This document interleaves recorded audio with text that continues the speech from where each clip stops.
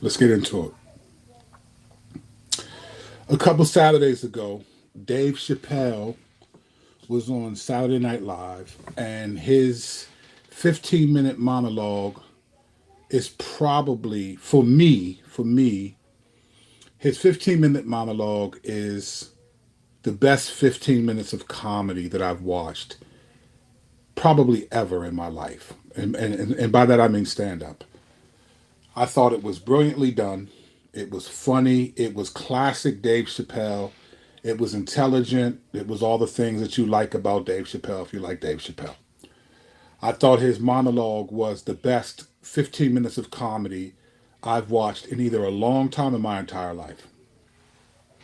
In his particular monologue, Dave Chappelle began talking about the midterm elections, and he mentioned the power that is Donald Trump, and talking that the New York media may think that his run is over, but he said why it wasn't, being someone who lives in Ohio among the poor whites, as he put it. And then as he shifted from Donald Trump, he moved to talking about Hershael Walker, who just lost the Georgia runoff against Adrian Warnock, Reverend Warnock, I think that's his name. And he called Hershael Walker observably stupid. In the stand up, he said, look, I don't want to say anything bad about him, but he's observably stupid. And then he made a joke about he looks like the type of dude that has to think about it before he makes a move in checkers or something like that. It was a brief blip about Hershael Walker. But in light of the grand scheme of what Dave Chappelle was talking about, I thought it was just all funny. But as he said that, I thought, well, what does it mean to be observably stupid? And when Dave Chappelle said that, for me, he actually was saying something much deeper, not just about Hershael Walker, but about America. Now, observably stupid, just for the sake, now Dave Chappelle didn't define it, but we know what the words mean individually. It just means a noticeable lack of intelligence. That's basically what he's saying. There's a noticeable lack of intelligence in what he considered Hershael Walker to be, and he joked about that. And as I thought about Dave Chappelle saying that, I realized that that critique is not one of just Hershael Walker, but it's one of actually a lot more people. Now, before I jump into what I'm going to explain today, I want to use one verse to show you where I'm coming from, and then I'm going to tell you why this verse is where I'm coming from. Ephesians 5:11 says this. It's talking to all believers. It says, "Take no part in the unfruitful works of darkness, but instead expose them." Let me tell you why I'm using this verse and what I mean. I have for years talked about staying balanced, and particularly politically, and people have on both sides, left and right, have been offended at me for thinking that I'm saying to take a neutral position, to have no conviction and play both sides and not make people angry. That's not what I mean by stay balanced at all. I am an equal opportunity offender. And honestly, in a culture as easily offended as ours is, a whisper is too loud if you don't want to hear what someone has to say. So it doesn't matter if I'm neutral anyway, it's going to offend someone, which it has.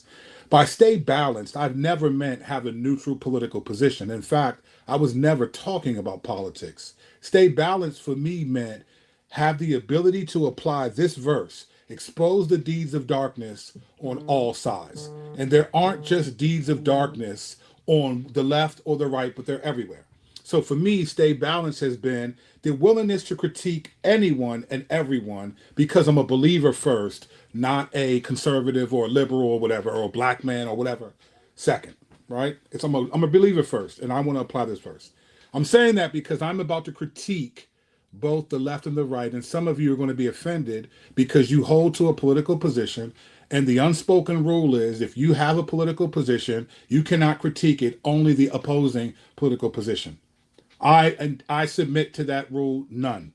I'm going to say something about both because I think it's beneficial. Having said that, here's my thesis statement. These Americans don't love America. They claim to love America, but they do not love America. And now let me explain what I mean. First, starting with the conservative, the right, far right, or whatever. Herschel Walker, as a candidate for the Senate, says a lot of things.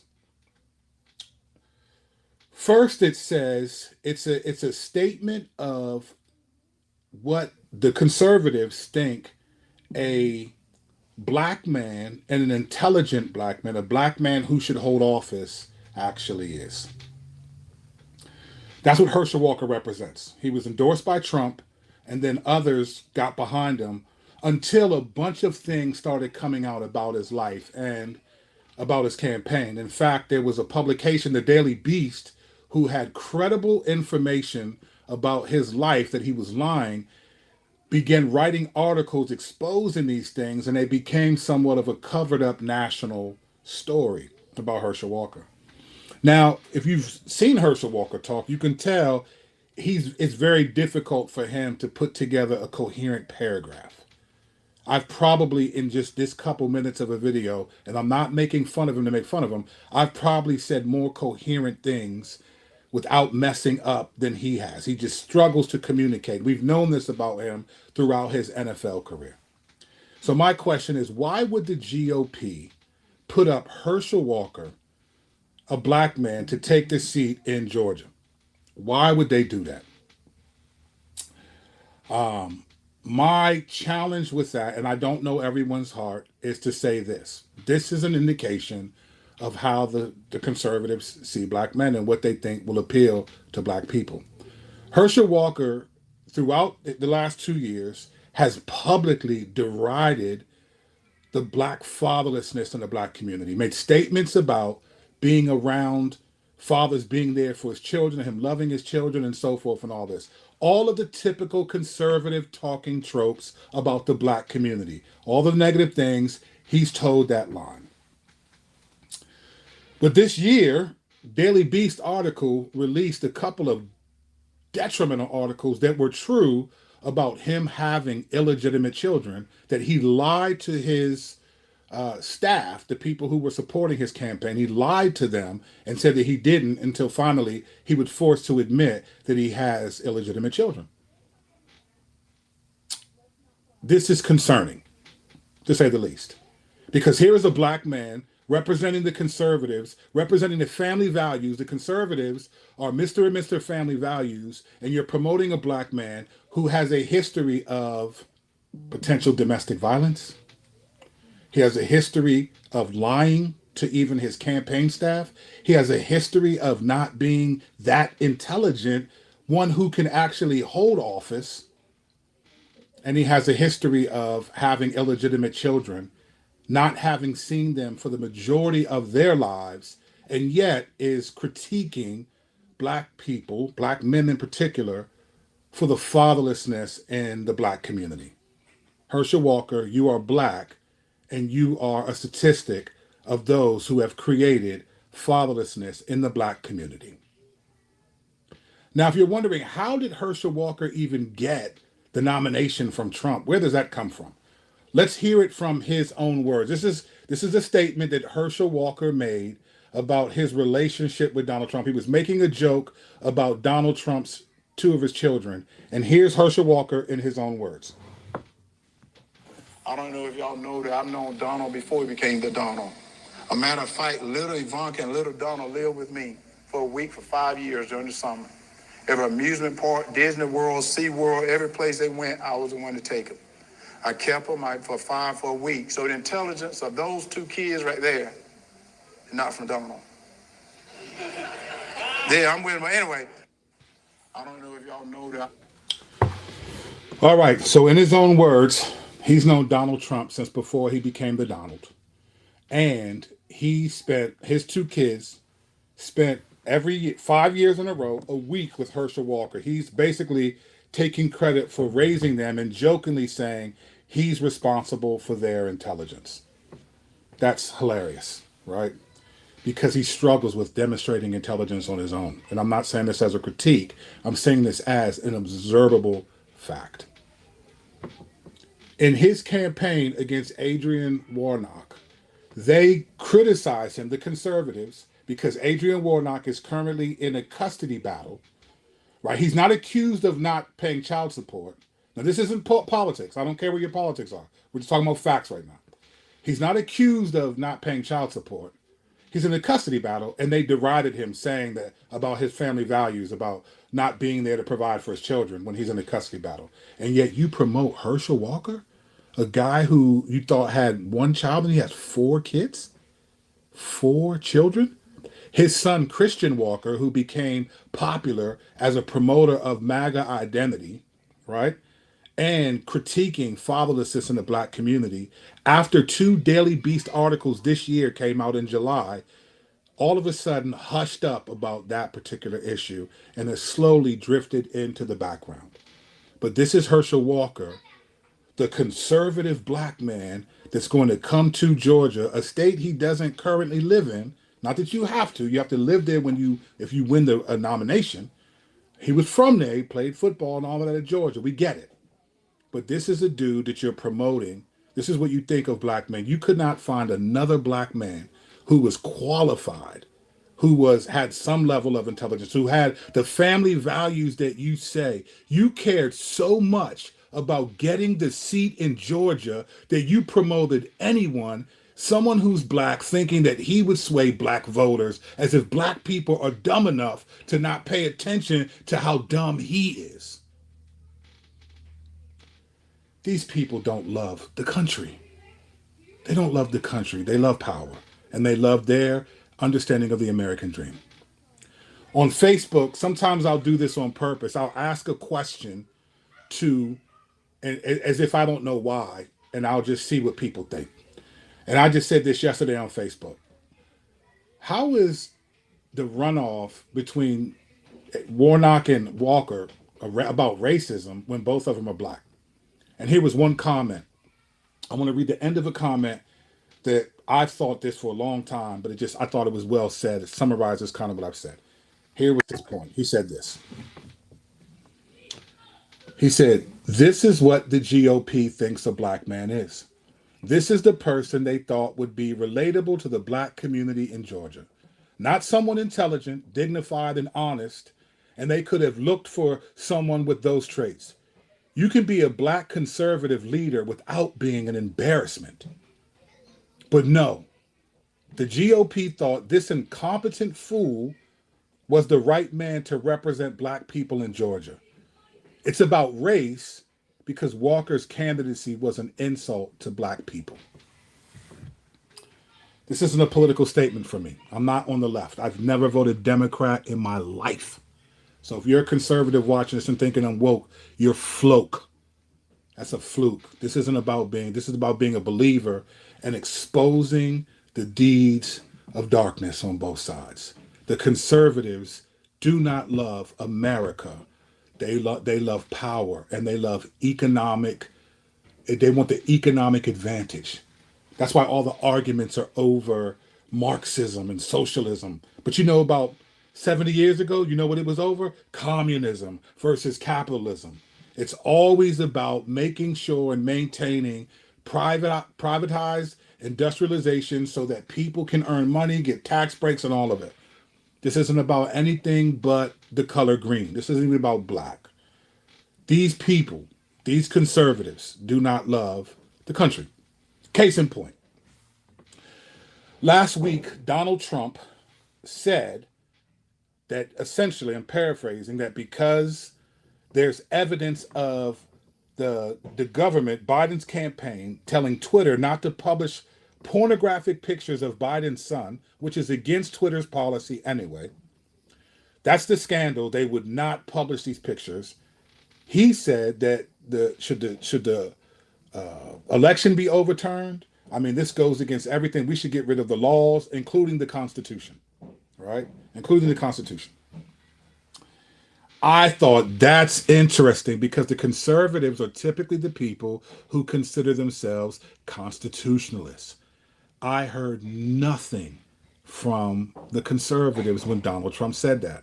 And then, shockingly, Al Mohler, former head of the president of the SBC, but still the dean of Southern Seminary, which is the Southern Baptist Convention's largest seminary, he wrote a piece yesterday, and basically basically critiqued significantly Donald Trump. Now, mind you, let me remind you really quickly.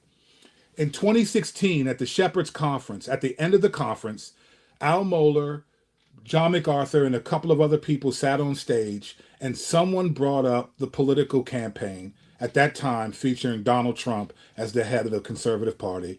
John MacArthur said, and I'm paraphrasing, with a similar sentiment from Al Mohler, that Donald Trump's presidential run is evidence of God judging America as a nation for its immorality because he was an immoral man. You can go on YouTube and look this up. I may be paraphrasing, but that's what he said pretty much. Al Mohler agreed in step. His running for president is fundamentally a judgment of God. And by 2020, they both said that no true Christian could vote for anyone but Donald Trump in the presidential election, meaning vote conservative. If you vote Democrat, you're not a Christian. You only, despite all the stuff that Donald Trump exposed, character, all that stuff was thrown out the window.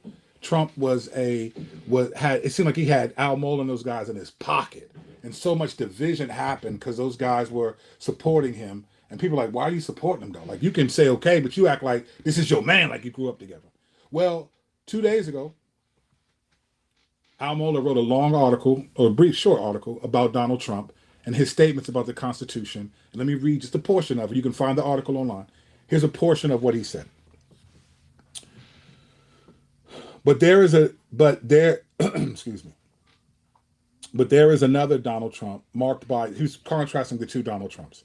But there is another Donald Trump marked by naked political self-interest and moral recklessness. That recklessness has now been translated into words that intentionally subvert the Constitution. Listen to his language. He said that there is a self-interest and moral recklessness. Now, let's be honest, you and I don't care what your political position is, we're Ephesians of 5:11 people, right? Look at the screen.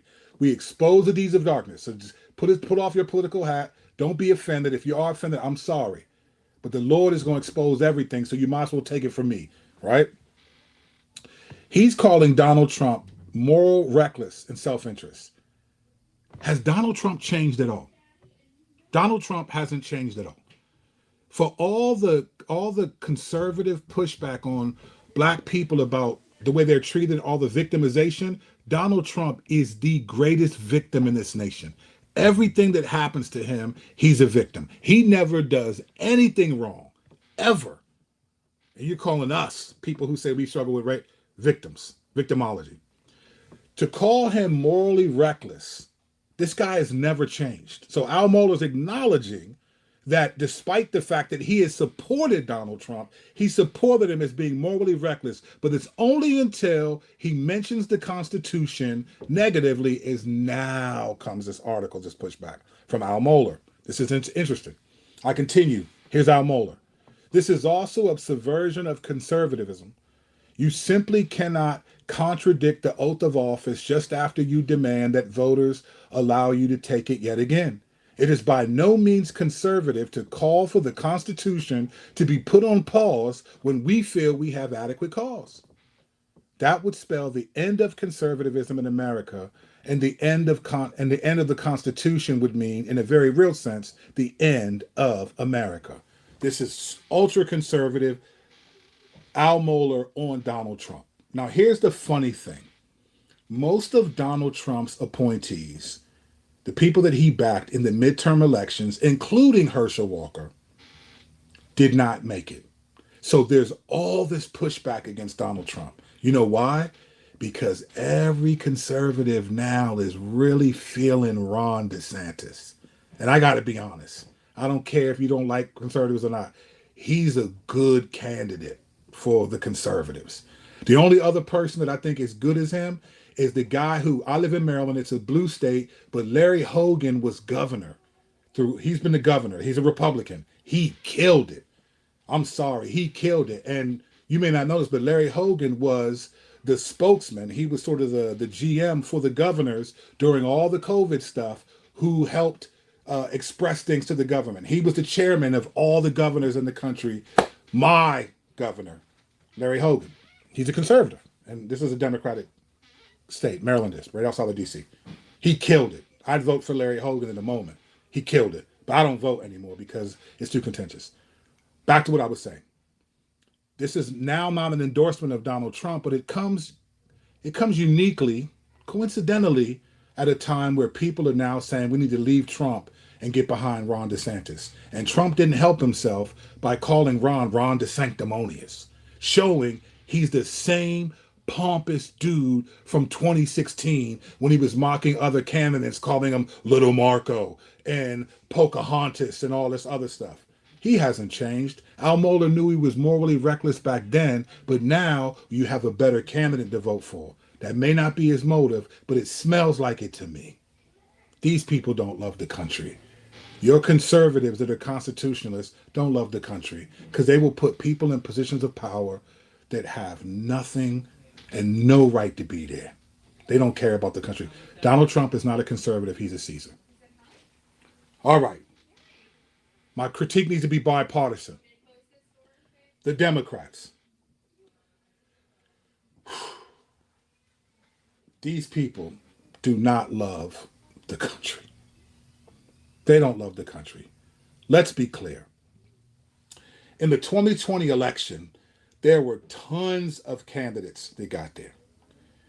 And everyone was afraid that Donald Trump was going to walk with it because conservatives were fired up.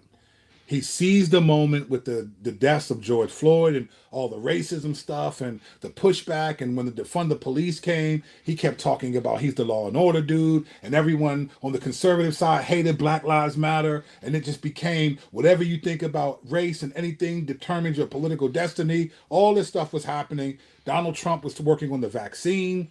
He was talking about he was going to get it with Fauci. Everything was looking like he might do it. Joe Biden was looking like a weirdo in the 2020 elections. In fact, there was a point where Kamala Harris was stronger than him. But most importantly, Bernie Sanders was killing everyone.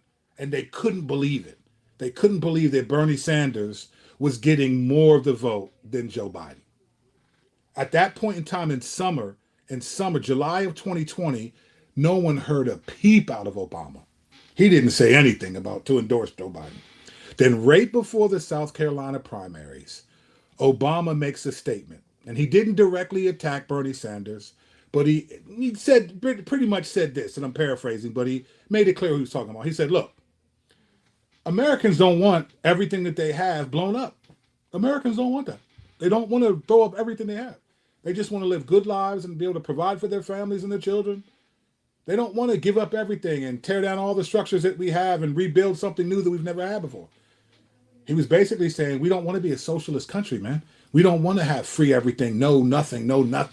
Because then after that, he kind of endorsed Joe Biden. And then they went down to the South Carolina primaries, and that black pastor who had significant influence, he endorsed Joe Biden. Joe Biden won the South Carolina primary, and he had new life. Everyone had him almost out of the race. Okay, then Kamala Harris dropped out. She was one of the first major players to drop out. They said she can't run a campaign. Her staff doesn't like her. She was one of the first big dogs to drop out of the race. But then with Obama's endorsement, because he's beloved by the black community and by the left, Joe Biden got the nomination. But let's be clear. Joe Biden, and this is obvious to anyone who watches a press conference, Joe Biden is 3 seconds away from dementia. This guy, and I'm not trying to be funny, my grandfather had dementia, and I watched it be part of the way he died. I loved my granddad. I loved him. And I saw what dementia did. I saw the reality of your inability to focus and think and communicate. All throughout that election, we watched Joe Biden in mid-sentence. We got to do the economy. Come on, man. Come on, man became a meme because he said it so often. That was his way of saying, I don't know what I'm talking about. Let me just push back. And he always played on his relationship with Obama. That's why he won. People were not voting for Joe Biden. They were voting against Donald Trump. In the same way that Trump didn't really win, people were voting against Hillary Clinton in 2016. They did not trust her. They didn't trust her. She has a legacy of being untrustworthy. And Donald Trump came in like the Tasmanian devil won it. Well, in 2020, it was reversed. Now we know what you're about, Donald Trump. The people didn't want to vote for you, so now Joe Biden wins. But this guy has dementia. He's close to it. So the Democrats who say they love this country will put in the presidency, in the most powerful seat in the free world right now, still, a man who does not know where to go on the podium. He doesn't know where to go. And these are not conservatives mocking him. You can watch these press conferences and be like, oh my gosh, it's an embarrassment. It's an embarrassment. There's no way he's calling all the shots. And if you believe all of the reports that you hear from different news outlets, there's a whole team of people calling the shots. You can watch Jill Biden freeze up sometimes because she knows he has no idea what he's about to say. They put someone in the White House who is not mentally fit to be there. Mind you, during the presidential primaries, he was reading from cue cards the whole time and was not trying to do that many debates. They wanted the power of the White House so badly that they would put someone. You had all these candidates who were younger, who were sharp. They may not have had the tenure of politics that he had, but they were sharp people. Now, I'm not. This isn't a political statement. I'm just saying in terms of qualifications, intelligence, ability to articulate. You had a ton of people on that Democratic side, but they were so desperate to beat Donald Trump. The only way they thought they could do it was by getting Joe Biden in there, hinging off of his prior vice presidency with Trump, whom all of them still love. I tell you right now, if Michelle Obama said she's running for president, she would get that vote hands down. Love the Obamas.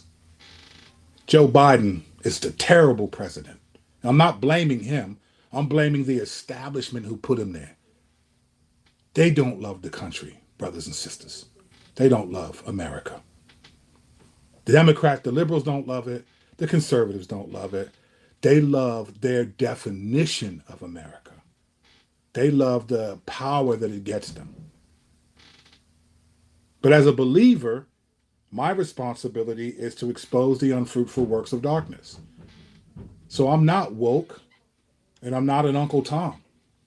I stay balanced not because I'm neutral about politics and don't have a position. Let me tell you my position. I am biblically conservative, not politically, biblically conservative. It means I try to obey what the Word of God says as conservative as possible. I try not to play around and make excuses. I'm a conservative biblically, not politically. Let me explain what that means. There are policies on both sides of the red and blue that I think are good policies. As a collective whole, no, no, no, no way. I could never vote Democrat, ever, because of some of the things that they stand for. But if I were to take away, and same with Republicans at this point, no, you are corrupt, you're evil, you are greedy. But if you just laid out all of the policies on a piece of paper and you picked and choose which ones you think armor the Lord, I bet you every one of us would pick some on the left and some on the right. What we do react to though is the wholeness. We react to the party these ideas come from. I know Democrats who don't. I have friends who were in. I live near the Capitol, so I live in the D.C. world. I've had friends who were in politics who will tell you all Democrats don't even agree with abortion, but that's their political platform, so they ride with the platform. But they're not. They don't agree with abortion. They're LGBT conservatives to the bone gristle. Y'all remember billionaire Peter Thiel at one of those the big RNC kind of campaigns or whatever. He was like, I'm glad to be gay and a Republican. And people cheered and yelled and screamed. Don't think that the LGBT is on the left and I'm on the right. They everywhere, fam. They're everywhere. We're being deceived thinking that it's just this left and right. And so as believers, we have to step back and be biblically conservative. And biblically conservative is to take Ephesians 5:11 and be like, all right, what's the problem I see with this side? Now, again, I'm not making a political statement, so don't get on my comment section and tell me that I'm saying that voting Democrat and baby killers and all this is a good thing. I'm not voting for none of them because I think the lesser of two evils to me is still evil. Still evil. My point is not one's better than the other. My point is there are unfruitful works of darkness in all of them. And to be a real believer and to be a faithful believer, we have to be conservative in that we're willing to correct evil as we see it, not give a political party favoritism because we agree with their politics more. These people do not love the country. And the Christians who are so trying to get you, these people are theological, not theological. You see, when you're theological, you have what the Bible's perspective is on humanity. You don't pick and choose what aspects of application. I mean, we all do it on some level. Let's be clear, right? We're not Jesus. We all pick and choose on some level. But for the most part, we try to be theological. We try to respect human life as a general, not just abortion. Oh, the ninth do not commit murder. There's more murders than just abortion that happen, and the Bible never says care about the sins that happen the most frequent and not the ones that happen the less. So don't give me no stats about how many babies were killed and all of that, because to be honest with you, you wouldn't even have those stats if those people didn't release them. It's not like you're finding out from the Lord. These people are releasing their stats. And we have no idea what the purpose of. My point is that if we really care about these things about humanity and we really trust the Lord, then we do like Galatians 6:10 says, as we have opportunity, do good to everyone, especially those in the household of faith. It doesn't say do good to everyone whose politics I agree with. Do good to everyone who agrees with me on abortion and on gun laws and on LGBTQ and on. No, it's we do good to everyone, especially those in the household of faith. I didn't make that up. That's Galatians 6:10. Jesus said that. There's a ton of verses that say stuff like that. Christians are theological. They're not theological. They have American constitutional morality and they need Christitutional morality. You're willing to degrade people, even people who believe in you. Remember Mike Pence? They were talking about hang Mike Pence, hang Mike Pence, because they didn't agree. He didn't agree with the power and the sinfulness of Trump. And this dude's a believer. From what I understand, I already was a believer. And he didn't agree with the sinfulness of Donald Trump. So when they recently asked Mike Pence, so are you endorsing Trump for the next campaign? And he said, and almost made this exact face, I think there will be some other options that conservatives will have because they're banking on Ron DeSantis. He's the heavyweight champ. On the left, they don't know who it is. They don't know who it is. Now, here's what I think, and I can't prove this. I think they really wanted Warnock to win. Really wanted him to win because I think they want to put him in that place. See, he got singled out because of Donald Trump trying to promote Hershael Walker. I think they're going to want Warnock to be that. Let's get another black man in there because Obama won. Maybe Warnock will win. I think that's what's happening, but I don't know that for sure. What I do know, though, is that if you're a Christian, I don't care who you vote for. And I say that, I don't care who you vote. I'm not the Lord. I'm not going to stand. You'll give an account to the Lord, all of us, for everything that we do. If you're a Christian, you have to be willing to expose the unfruitful works of darkness, no matter what political platform you have. If you do not do that, then you are in James 2 showing favoritism and you're disobeying God. And if you're willing to do that, I don't mind you. I mean, I'll critique anybody. I will critique the black community. I'll critique the streets. I'll critique the left. I'll critique the right. And people, they love it when I critique the side that they're against. But when I critique their side, then they call me whatever name is associated with it. Listen, I don't care. Calling me woke is like calling a white person honky. I could care less, fam. I know who I am and where I stand. My question is not where do I stand. My question is where do you stand? Where do you stand? I'm good with my convictions before the Lord. I'm good with where I'm at in terms of how I'm processing things. I'm not saying I'm always right and I'm not sinful. No, no, no, no, no. But I'm good with where I am.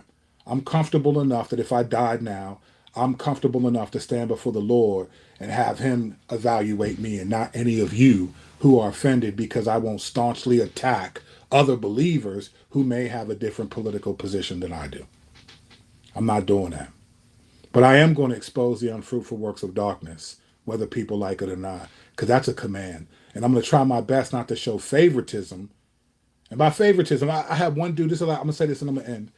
I had a dude who was going back and forth with me in my comment section on one of my previous videos. And it wasn't aggressive. He was just, pushing back, and he was challenging assumptions that he thought I made. And I said, and this is what I would tell him. I said, look, bro, he said, man, you need to be more balanced on one of the episodes. And I said, look, stay balanced does not mean I portion out 50% of correction for this group and 50% for this group every time I talk. That's not what it means. There are going to be times where I'm going after the conservatives the next few times I talk. But then there are going to be times I'm going after the liberals, the left, whatever.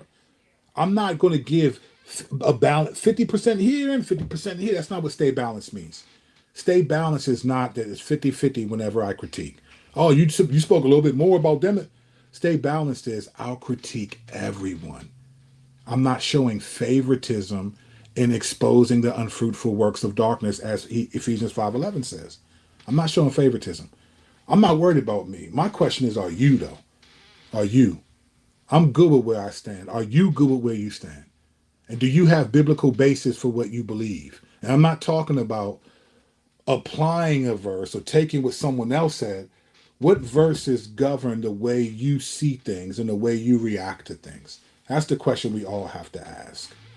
But these people are all, all of us are observably stupid because we'll allow politicians, most of them non-Christians, and we'll fight over which of those non-Christians are better for us than other Christians who believe the same things we do about Jesus, but we may differ in some things, other things. We're observably stupid. Dave Chappelle wasn't just talking about Hershael Walker. He was talking about all of us. But by the grace of God, I'm going to fight the stupidity by calling it how I see it. But what do I know? Ex-street dude who loves God, loves the church, and wants to help see the church grow. You can hit the like button if you want to. If you don't want to, that's cool. Subscribe if you don't want to. It's whatever. But thank you for those watching. Thank you for those who are watching later. This is Kirk Kennedy. This is where I stand. Martin Luther. Here I stand. Signing off.